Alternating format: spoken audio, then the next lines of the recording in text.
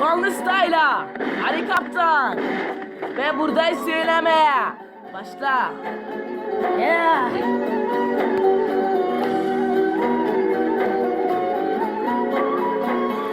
Sarılmıyor açtığım yaralar, gidenlerim üzerine karalar. Kafam dumalı, durma bu aralar.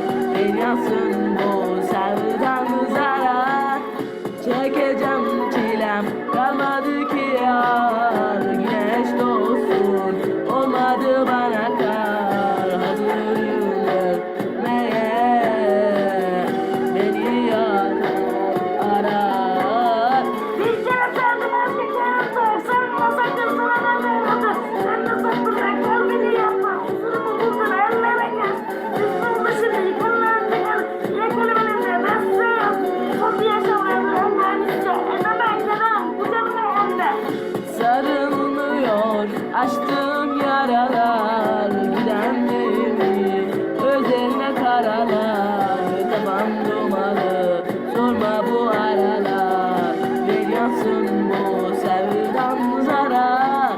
Çekeceğim çilem, kalmadı ki yar. Güneş doğsun, olmadı bana kar. Hazırım önde, ya beni yakar yarar. Bak bu güzelim, bu çocuk çok dertli. Geceleri yüzsünce ben de kederli. Diyorlar şimdi bebe ben nasıl deli. Bırakıp giderim ver bir emaneti. Bırakılıp eti sen çenesi. Ben senin yanında canım önde. Hep seni her gün sevdim. Bu niye tekrar biteceğim? Sarılmıyor açtığın yaralar, gidenleriyor üzerine karalar. Kafam dumalı, durma bu aralar.